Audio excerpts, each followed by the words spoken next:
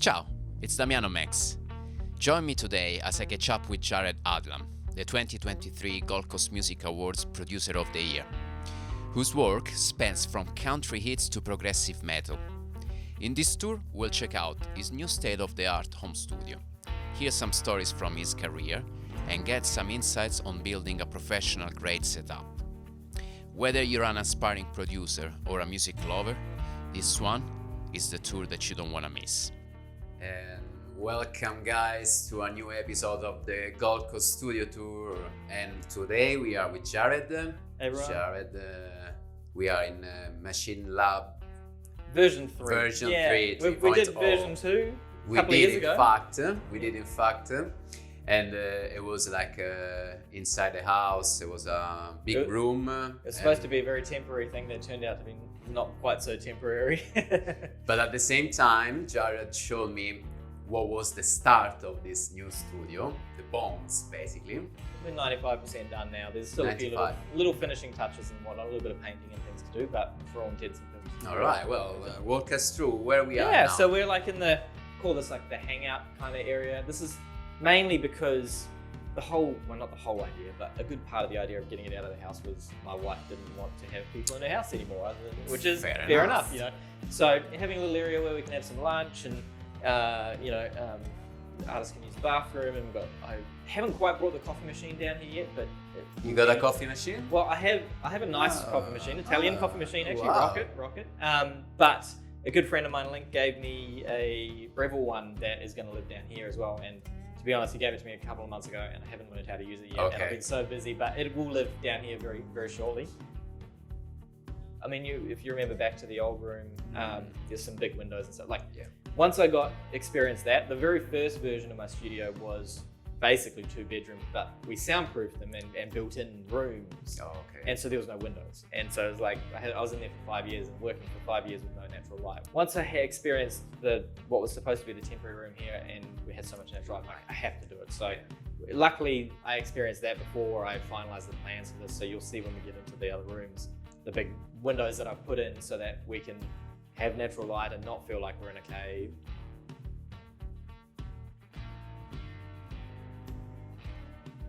First off, we go through a little vocal booth that is not quite finished yet.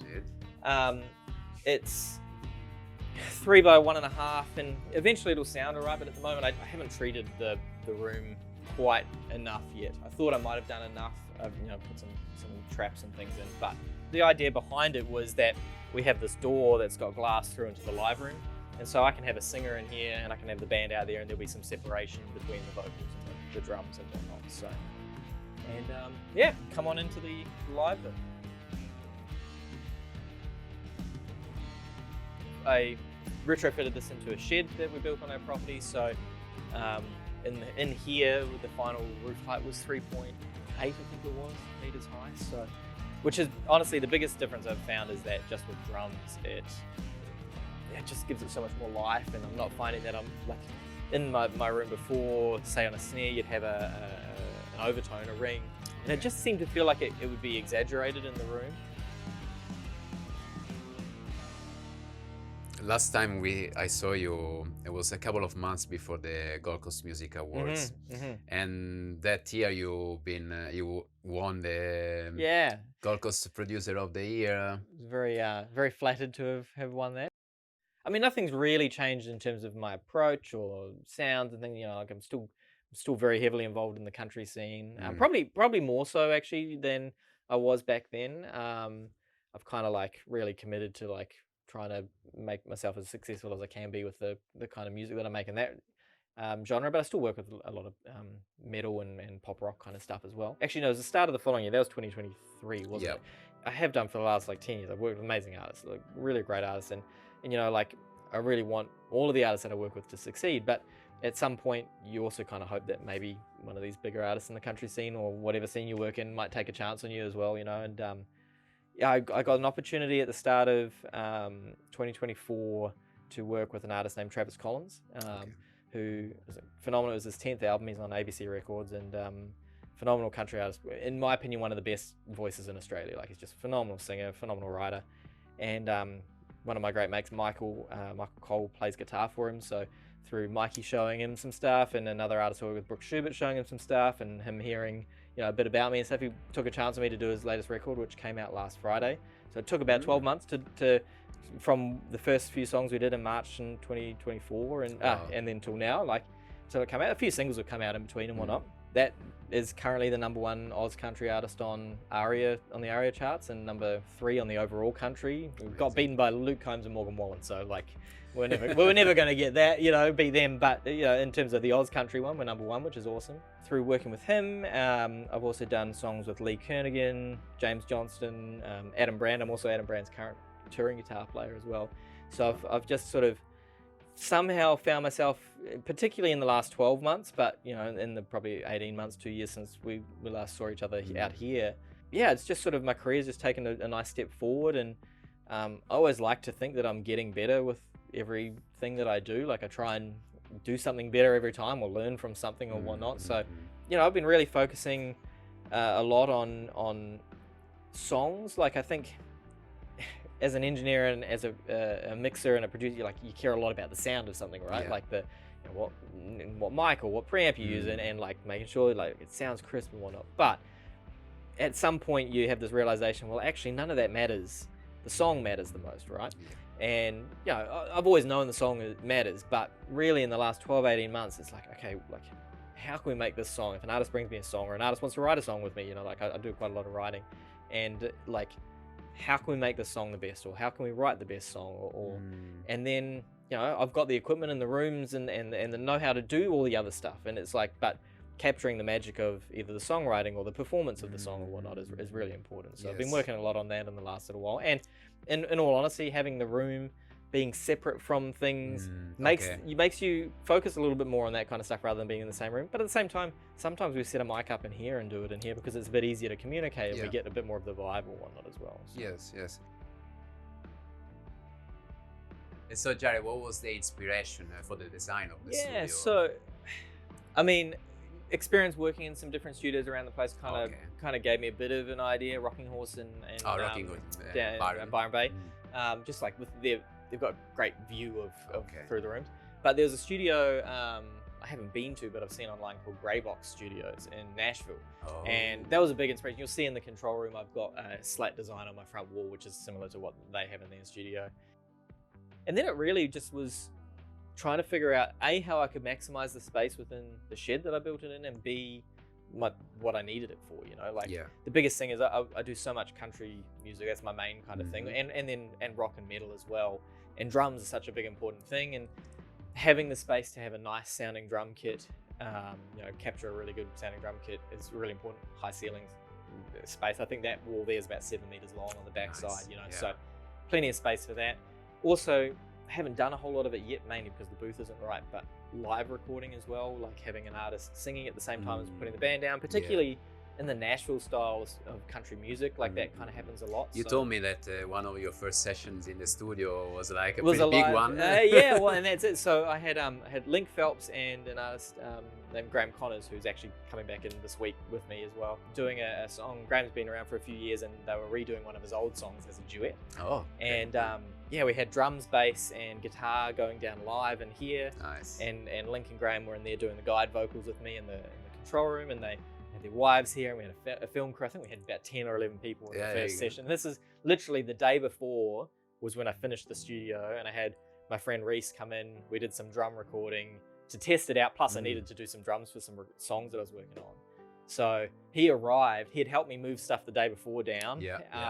And as he was arriving, I remember I was hanging the last panel on that wall, literally as he's pulling in the drive, getting ready for him to record. And then we found in typical studio fashion, you find a bunch of issues as you go. I was going to ask, first session, such a big one, and did you have to do some problem solving about patching or there was a little bit, to be honest. And look, I didn't plan what was going to be the first session in here. I couldn't, because I didn't know when I was going to have the studio finished. But luckily I was able to get Reese in the day before to do some drums for me. So, and that was a little low pressure. None of the artists that I was working on those songs for were actually here with us. And it took, it took me probably double the length of time that we normally would have for getting sounds, purely because I plugged some things in wrong in the back. You know, I was up till 1 o'clock in the morning the night before, putting the patch bay together. Yeah, imagine. Patch bay at 1 o'clock in the morning is things go all over the place and stuff. So yeah, there were a few issues, and then I actually think from memory, largely the session itself on the Friday, the next day, went smooth. It's like everything went pretty smooth. We got most of the song done that day, and then Link came back the next day, and we did a few little overdubs. And then Thank that God was that kind your of it. friend was there the day before. Totally, you know, and look, you know, there are a heap of people that I should thank for helping me out in the process, but Guy Cornwell and Peter King helped me, and Peter did a lot of he wired every one of the patch points in this room. They did a lot of the soldering and stuff for me, you know. And I didn't have a single issue with, and I still to this day haven't had a single issue with any of the actual physical connections. Only my user error plugging things in the wrong place that has been a problem. In the control room, which has been really, really good. So yeah. So tell me about like, do you have some new addition from a couple of years ago? In terms of equipment, to be perfectly honest, all of my money has gone into building this for the last few years. So very few additions. It looks like it. These two drum kits here are actually a friend of mine, Dave, who's been doing a few sessions for me. He was supposed to pick the kit up this week, and he never quite got here. So perfect for the video. So thank you, Dave, for the kit here. Dave, a modern Ludwig classic maple, I think, and that's a '60s Ludwig there as well. So this has been fantastic to record it, and you know. Normally my kit's set up, and Reese brings his kit in whenever we're doing sessions as well, so it's been great. But yeah, in terms of miking up, what I've noticed the biggest difference, none of the mics have really changed, like close mics. So I've kind of refined what I like and what works for me. But just the room has made such a difference. Like I was saying before, the ring and the snare, for instance, you know, I'm not finding that I'm having to deal with it as much in the mix, and it's like the everything sounds more open because there's a bit of space around it. The room mics are probably the one thing that have taken a bit of trial and error to figure out where in the room is the best. And what you ended up with for room mics? Yeah, so the best, actually, the other thing too is talking about my patch bay. I have killed 2 ribbon mics so far by accidentally phantom power and unplugging my thing. So that's been a bit of a learning curve. But like, you know, I started off by putting some mics in the corners and things, and I found that they were pretty good, but the best one that I had was somewhere around here, getting 2 414s and doing it in bloom line, so the figure of 8 like this. Nice. And then my panels over there behind Kim can slide over and sit in front. And it stops the direct sound and just pick up the room. And it sounds awesome. Man, sounds that's really, really good. That's interesting. And then I usually find a place, like my vocal mic sort of sits over there at the moment while I've got a sort of half-made temporary vocal booth. And I just open that up, and I'm not even thinking about what it's pointing at, but sometimes it sounds great. So I just use that. Perfect, and then I did some recording with Sam Vallon, who's from the band Caligula's Horse. They're like a progressive metal band. And we tracked some drums here for a song for his solo project, and we actually put a mic up above the vocal booth up there. So we've only done it once, and the air conditioning vent, the return for it is up there. So I had to like get creative with where I placed it so that it didn't just be noise the whole time. But it sounded cool. It was a bit trashy. Well, I guess that's the trial and error process that you were talking about. 100%. And I think like at some point I'd quite like to maybe get some little mounts and just have some mics hardwired in up there, you know. And they don't have to be anything too expensive. Sevens or something. They're just like, I've always got them on the patch bay, and you just open up. But I guess the design of the room is like what makes the room sound nice. 100%. And we did, you know, I had a bit of a oh shit moment when we finished painting, and so there was nothing in here. It was just open, and I like clapped my hands on that back wall, and there's this massive flutter between these two walls, like unusable flutter, and I went, shit, what have I done? But as I said, that was before I'd done all of there's a bass trap that runs the whole room there, and the bass trap's in the corner. How deep are the bass traps? Only about 130 mil, I think it was, on the bottom. In the corners, they're half a meter deep, and same going up, but just all the way around. And as I was saying a little earlier, with the design of the room, originally we were going to float the floor, so all the cables were going to go under the floor. When we decided not to do that, I needed to think of a solution for where the cables were going to go, and this was Another studio in Nashville did a similar thing, so So kind you of got copied their inspired idea. there. Yeah, the cables come through in the back corner there, and then they all get kind of distributed. Nice. And the same thing, like the electrical is fixed into that, and in terms of like trying to for soundproofing, you know, we're lucky we've got a few acres, but also I do have neighbors kind of close, so I needed to make sure it was soundproof. The electrical comes through in like 1 or 2 spots.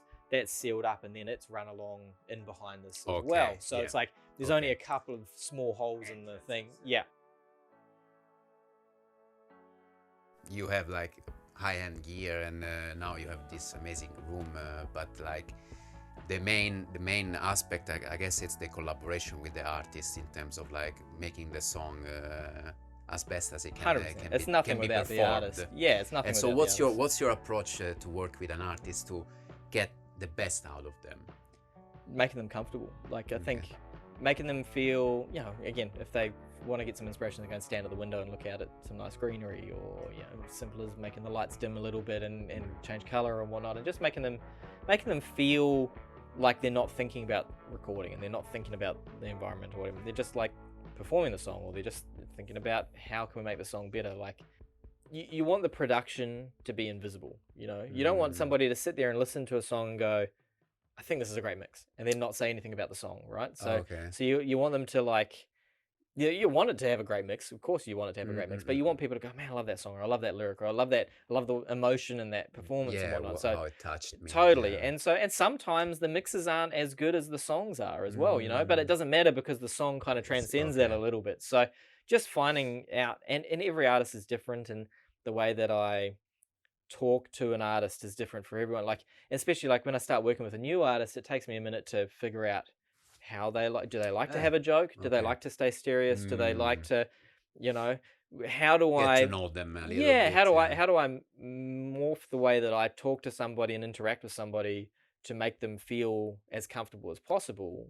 Because at the end of the day, if I can do that, they're not going to be thinking about recording, and they're going to give me the best performance. So it's as much about learning how to interact with people and be a good person, and try and, you know, make someone feel comfortable. And sometimes it's as simple as making someone a coffee when they arrive, and then all of a sudden they're just relaxed, you know.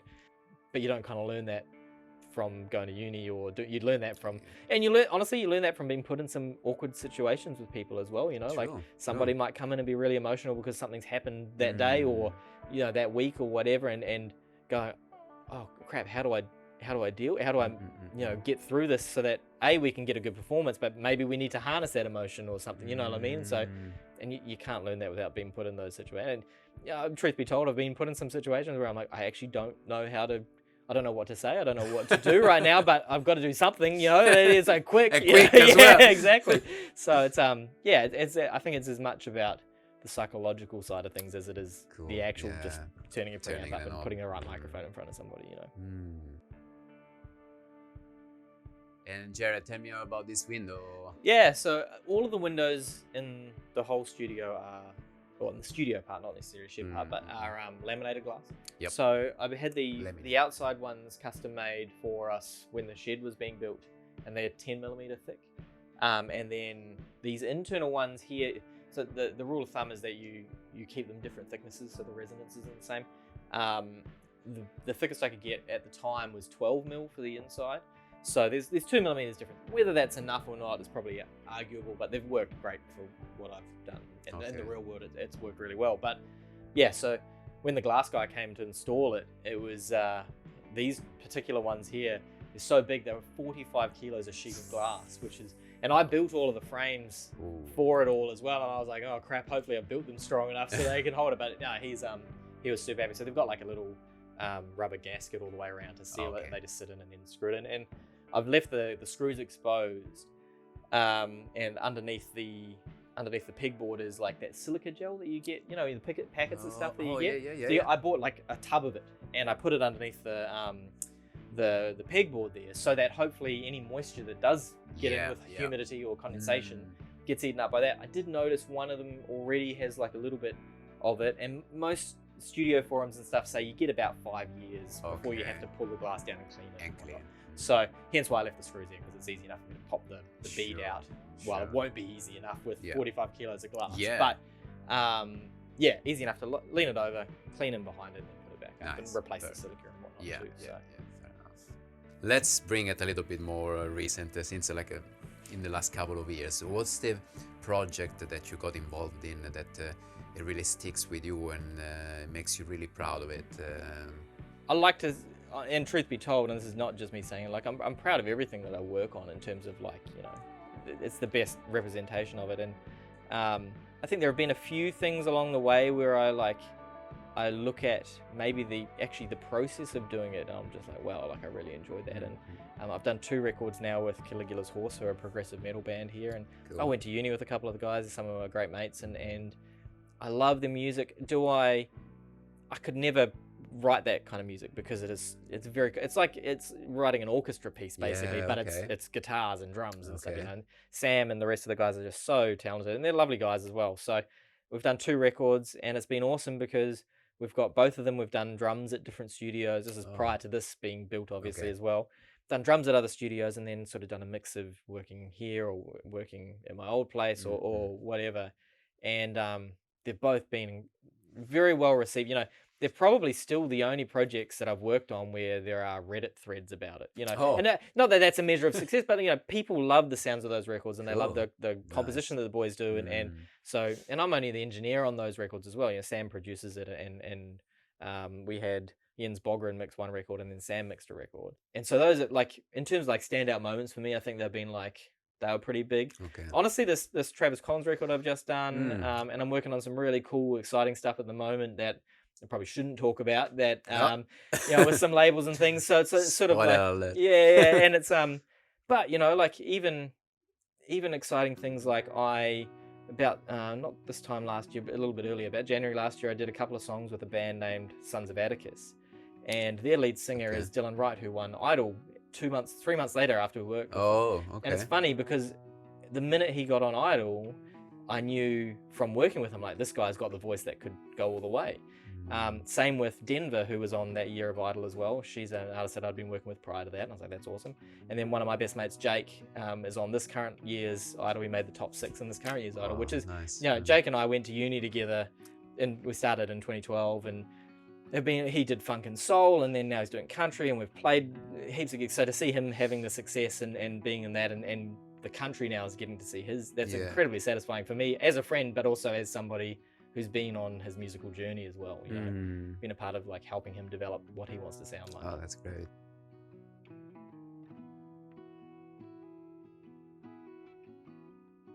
All right, so this is the control room here. So it's a not as big as the live room, obviously, but it's a splayed wall. Okay. So I can't remember. It's been a while now since I was thinking about this, but it's like, I think it's 7 degrees splay, and then it's like another that's like 55 from here. Or so. I can't remember. There's maths involved, and then the roof slopes from 3 meters up to 3.6 at the back. Cool. So, which is great because it funnels the sound towards the back wall. The back wall's 35 centimeters deep of insulation and boom fabric on the front. Nice. There's a big bass trap everywhere, plus the diffuser and stuff built in. And then I did the bass trapping around the front at the same kind of thing as the live room there, and again, all my cabling sort of starts here and runs around to different things. And then there's a little bit of insulation behind this. This is fabric on the walls here that I covered with the slat design that I stole from Greybox Studios in Nashville. So shout out to Greybox. If you haven't watched their studio too, you should go watch it. It's awesome. As I said, in the other room, like I built all the acoustic treatment myself. Nice.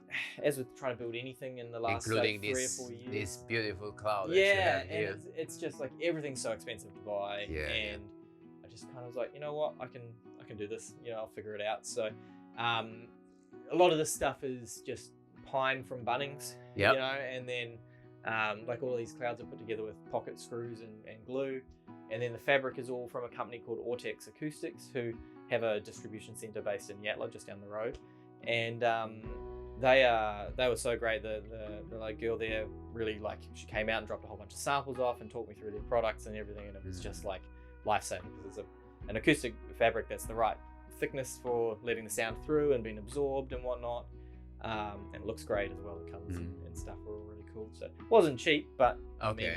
I mean, it was worth It was worth it. There was a few, you know. Oh man, you did an incredible job. Like it's so stretched, so perfectly. Like yeah, and you know what? Seems that you iron it. I can't take full credit for that. My wife is very good at helping me with that. The good thing about this is it's actually not as the fabric itself is a little bit sort of it's got a bit of rigidity to it in terms of like actually how it feels. It's not like a normal, so you didn't have to stretch it as much to get it to like really fit nicely. But yeah, you know, like we spent so many nights in the like I've got so much footage on my phone of you know, set up a time lapse of me and my wife Morgan in here with the table, putting fabric on panels and building stuff. She, you know, helped me with the air conditioning ducts and stuff. And yeah, it's definitely couldn't have done it without her or any of the people that have helped me. We made a few compromises on the way through as well. Like we ran out of money twice in the process, where it was like it just sat here for a couple of months. Made no progress. And the reality is, I built so much of it myself, not because I really enjoy doing that, but also just because I couldn't afford to pay somebody to do it for me. You know, so there are a few times where I'm like, like the window frames, for instance, and getting the angles on those. I really procrastinated on doing them because I'm like, I don't want to mess these up, and I don't know what I'm doing. And finally, I'd run it by a couple of different friends and a couple of different builder friends and whatnot, and they're like, okay, I think I know what I'm doing. Let's just send it. And then the glass guy came in and was like, yeah, perfect. Talking of country, speaking of country, so like a few days ago I was listening to this Rick Beato's podcast. I don't know when it was. It was a video actually. It was talking about AI. Oh yeah. I think I've seen the thumbnail, but I haven't watched the video. Yeah, and apparently country music is the most AI-produced genre of and style of music. It's possibly because of the storytelling, I suppose. It's got such vivid storytelling that AI would be able to learn from it, I assume. Do you feel challenged or curious about it? All of the above. All the above. It's sort of, it's more so the fear of the unknown, right? Like you don't know how that's going to affect what you do or anything. But the comfort that I have in it, and the thing that I have is that AI learns from things that have happened in the past, right? So whether it's a database or whether it just gets however it works, right? But it's looking at a Luke Bryan song from 10 years ago. It's looking at a Florida Georgia Line. It's looking at a Morgan Wallen song, and it's going, well, this is what makes up a country song. So here's the truck and the beer and the girls or whatever it is. Here's the themes. Here's how they kind of sing. Here's the note choices and whatever. So when it spits out a song, when you say, hey, write me a country song that has these themes, it's going to spit you out a song that probably sounds sort of like what you've already heard, right? What the biggest country artists at the moment are doing, I use Morgan Wallen as an example because he's just about to drop a new record. Every one of his records sounds different, sounds new, and is moving in a different direction. Cameron Whitcomb is another guy who's starting to blow up on TikTok and doing things and stuff, and he's got this like folky country kind of thing that doesn't really sound like much that's come before it, right? In my opinion, and I could be proven wrong, but I don't think AI is going to be able to do that for us. AI, if you ask AI to write you a country song, it's going to write you a country song like the ones that it's heard. And as Morgan Wallen releases a record and that gets filtered into the AI, well, maybe they can start making more modern sounding country songs or whatever it is.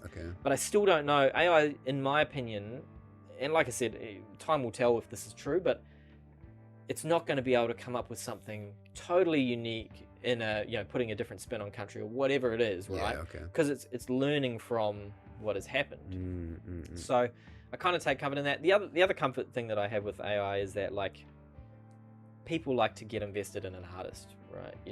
And maybe we lose that a little bit with Spotify with playlisting and things like that. But generally, right, I assume you're not going to buy a ticket to go and see an AI artist and whatnot. You're going to go and buy a ticket. Although like the point of Rick Beato's, it was that you will definitely have people knowing that it's AI, and they will love that music and they will listen to that music. 100%. And I mean, like, I actually probably feel more nervous for the people that like the creators and the composers that write music for film and TV and you think about even the people that like I'm not sure if you use stock music or whatnot in your videos, but like a lot of YouTube creators they'll pay a subscription to a platform, and that platform has people like yourself and me that write music and record music and upload it to this, and then they get a royalty when it gets played, right? Yeah. All of a sudden, if you're flooded with AI music, well, what are those people going to do? Yeah.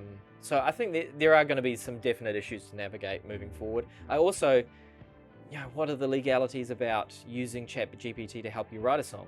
Okay.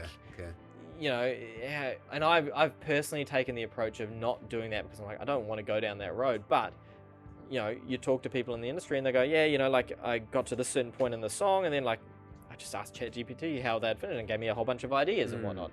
And so you can use it as an idea tool, and I think that's totally fine. Hey, what rhymes with this word and how can I use it? Yeah. But then going, hey AI, write me a song. Yeah, and then using it. Who owns the copyright to that? Do you own it because you prompted AI, or does the AI own it? And there's so many things that everything's moving so quickly. How do you navigate that? So it's going to be a wild end for a while. Yeah. They seem that they started regulating a little bit though. Like from what I heard, like you can't copyright anymore. Like if it's AI generated song, it's not possible to copyright. Yeah, right. Well, and I suppose honestly, like, as much as the artists need to protect things and whatnot, but the record labels are going to want to have to protect their IP and the IP of their artists as well. So hopefully, as much as like, everyone likes to hate on record labels or whatever, like hopefully there's some big players that are going to be fighting to try and regulate this because, hopefully, even if they've got their own interests at heart, sure, the changes that will happen will hopefully benefit artists and things as well. And so the monitor placement is the first monitor placement I really did. I didn't have a lot of time to play around. Okay. So I'm still using the SonarWorks calibration software at the moment. Okay. Which you should see the graph even before I did any calibration looked so much better than my old room. My old room I was like in the corner and it had bass problems and stuff. Whereas here it's like it has a little bit of a build up in bass rather than a lack of, but I think it's because of how close I got him to the wall. But from about 400 hertz up, it's like it's not flat, but it's pretty. It's within a couple of dB from sort of there, thing. Like it's so, just like the very low that you really totally. So I'm using SonarWorks just to tighten that up a bit. And at some point, you probably need to just move the monitors. And that's it. And I don't want to touch them at the moment because if I touch them, then I have to recalibrate it. So I'm like, I'll just leave them at the moment. and I've gotten really used to how the room sounds, and it definitely is 100% translating a lot more than it was in the previous room. But I still need to do a bit of playing around with it and whatnot. So that'll happen at some point. In terms of atmosphere, how does it feel mixing in? Really a room good. like It's this? just like the best part about it is that I sit in the chair and listen from the speakers, and I just feel like I'm just hearing what the speakers are telling me. I'm not hearing the room bounce around, which is having the diffuser on the back wall and the treatment everywhere. Course, that was the idea, and the splayed walls and every little piece of the puzzle the kind details of the room. made it all end up being sort of all adding together to make it feel good. So, and I think also the biggest thing has been it's just a comfortable environment for being creative as well. Like it's one thing for me to sit here and mix and do those sorts of things, but having an artist in here that feels comfortable and gets inspired. Actually, we talked about this just before. What are the odds? What are the odds that you? What other things did you put in, like for creating the atmosphere? There you go. So if you look in the other room, I'll turn it back up. There we go. Everything. It was sort of. I didn't need to do it, but it was like. It's important. 100%. Like and on the production point of view, I'm sure like everyone says it. Like how the artist is gonna feel in the room. Exactly. It's gonna change the whole performance. And it's funny because even with all the natural light, when I set up the little vocal booth in the corner with my movable panels, and the artist stands in there with the lights like this, it's like, oh cool, I'm in a big space, a big studio. As soon as I dim it down and put a bit of color on, they forget about that, and it's like, oh, I'm just here to sing, So that was, like I said, it wasn't necessary, but I did everything with Philips Hue in the studio part, and it's just like, it's been awesome. Press one button. What would you say, like, is your best advice for someone who's gonna wanna take the career as a producer in this new music industry? Be yourself. Try and find a niche for yourself. Like my own experience, I suppose I found, and you look, timing is everything, right? Like I came into this as CDs were dying and Spotify was taking over. So I literally was sitting in uni the day that, and in a class the day that Spotify launched in Australia, and we were looking at it. We were still printing our we were making EPKs and printing our work to submit as a CD, right? So I think like it's hard for me to sit here and talk to somebody who's just starting out like I was, because it's such a different world now, right? Yeah. But I think the biggest thing for me is I found a bit of a niche that I was talented in the right areas to work, and that was being a sort of a producer that can cover, there's a name for it, I can't remember it off the top of my head, but like I can play multiple instruments, and I love engineering and whatnot. So I can an artist can bring me a song, and they have a chords or whatever, and I can turn that song into something, right? So that was kind of my niche. I was the one-stop shop kind of thing for that. Maybe your one-stop shop is that you're a phenomenal mix engineer, or you're whatever it is. Like, find the thing that makes you different to other people and kind of double down on that, and really like focus on doing that. Because if you kind of dabble in a bit of everything, people aren't going to really know what to come to you for, and so I think obviously that's hard, because at the start you also might not know what that is, you're like, you've got to try those different things, and I definitely myself when I was at uni, you'd try a bit of everything. And maybe it's a style of music as well. Like, I think I've always had a really broad style of music that I work on, whether it's folk or pop or country or metal or whatever, and I'm interested in all of them too. What I would say is in the last few years, it's definitely kind of swung far more into the country lane and been supplemented by some metal stuff and some other things. And maybe that was the right thing, or maybe that was the wrong thing. I think early on it would have been the wrong thing for me, because I wouldn't have had enough of a name just doing one style, right? But I think as something started to work for me, it's kind of like, okay, well, let's double down on that and really kind of focus in on that. And like I said, that could be mixing, and it could be anything, and just doing it heaps. And the more, even like I went to uni for this, and I did an honours degree as well afterwards. So like, I spent a lot of time studying, but I learned far more by actually physically doing it and making mistakes and making crappy sounding things, and then getting a little bit better, and then figuring out what worked and whatnot. And I think that, like, even if it's like, it can be hard, particularly if you don't go to uni, because uni's not for everybody either. If you got to find a little circle, so record your buddies' bands, or go to a show and hit someone up and just say, hey, look, like, I can help you with the sound. I want to try, and I won't charge you anything, or maybe just buy me a box of beer, or buy me lunch, or whatever it is, and like I'd love to come and do some stuff with you just to get better and learn. Like, I would sit up until midnight, 1 o'clock, 2 o'clock in the morning every night when I was at uni, just trying to mix things, or reading forums to go, hey, how do I EQ a kick drum? Like, what? And I literally remember physically doing that, because I was like, I could not get the kick drum to sound how I wanted it to, and so I wanted to find out how other people were doing it. So then, and there's so many better resources now for people. Like that mix with the masters thing's incredible. It's a little bit pricey, but incredible. Pure mix online. Even free stuff like the Produce Like a Pro thing and whatnot. Like, so much resources for people. Access. And I think, for me, having the mentality of I can always get better, I can always be better. There's a thing that I think is really prevalent in the music industry, but it's not just for the music industry, it's everything in life. It's called the Dunning-Kruger effect. Have you heard about that? No, but I want to hear it's a graph, basically, and it's like, it's a time and confidence. And it's kind of ability and whatnot. And like, when you first start out, you're really unconfident because you don't know anything. Then you learn a little bit, and you're like, wow, I'm super I know everything. And then you quickly realize, hey, I don't know everything. And it drops all the way back down, and then that's probably your lowest point of confidence. And then for the rest of your life, it's this trajectory of, as you get more experience, you get a little bit more confident, and you start learning. And so I think that, like, being aware of that, and being, especially when you're starting out, knowing that, hey, I might feel like I know a lot, but I know that I have a lot more to grow. I think that'll benefit you a lot, because it's like, okay, for me, always having that desire to learn and be better keeps pushing you along. And not everybody has that kind of drive and whatnot, but like, just being aware of, like, hey, I can always learn something. Whether it's somebody younger than me or older than me or less experienced, like, they'll do something, I'm like, hey, I just learned something. That didn't sound how I thought it was going to sound. I'm going to use that next time I do something, Well, there you go. Listen to Jared's wise advice, or don't. But to me, that sounded pretty good. Last question, Jared. What's the future is bringing for you? What's the next projects, or like what's Lots more country music, I think. Lots of more country music. I think You mentioned about doing some videos as well. Yeah, I'd like to really, truth be told, what are we now? We're the start of April. I've been in here since about mid-November and slowly finishing things up.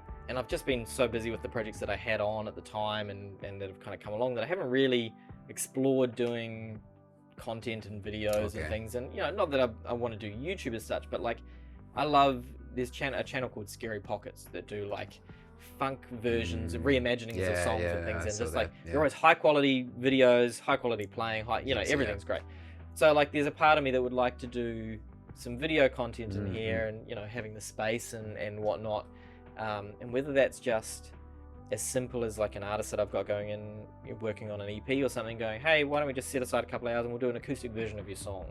And like I have an interest in all of this stuff, the video kind of thing. I don't have any equipment or experience in it or whatever, but at some point I'd like to kind of move into, and I'm never going to do it as a full-time thing, but if I can offer the artist that I'm working with, hey, let's set up a camera and capture some of us working on your song, and I'll do a vlog every week or whatever and put some things in it. I don't know, like I just want to offer that extra, just sort of explore what I can do with here. And honestly, I think that like the rest of so far the next sort of like 4 to 6 months, and my calendar's like pretty booked, and I kind of know what I'm doing, and I've got some really exciting projects that I'm still working on now. I've got some really exciting projects that are about to come out, and I've got some ones that are starting in a little while that'll be really cool. So I think like I'm just happy. I'm just happy to be in the room and looking forward to. So if you need to, if you want to work with Jared, you probably better book in advance, well in advance. I have been turning down a lot of things lately, unfortunately, but just because I can't. I can't handle doing it. If you need to have an album in 6 months, I guess maybe. you can maybe. Where people can contact you? Easiest is, funny enough, Instagram. My Instagram's AstroJerry. Long story about being in a pop punk band in the mid 2000s and why that name exists, but I won't go into that. Or JaredAdlamAudio.com is my website. Oh, you got the website? And you can email me through that and whatnot. And it's I think like I'm just excited about working on music. I get, I'm extremely privileged that I get to do this for a living, and it's never lost on me that, like people trust me enough to work on their music, and I get to pay my bills doing that, So it's awesome. It's all good. Everything's good. Well, Jared, honestly, it's been such a privilege. And thank you for coming back out. I'm glad that we got to do this again Yes, the last one, and me talking about doing this, and then going. And finally did it 2 years after. I was going to say, I probably said, hey, we'll see you in 6 months, and it's been 2 years. But probably. Thank you so much for having us. Awesome. Thank you so much.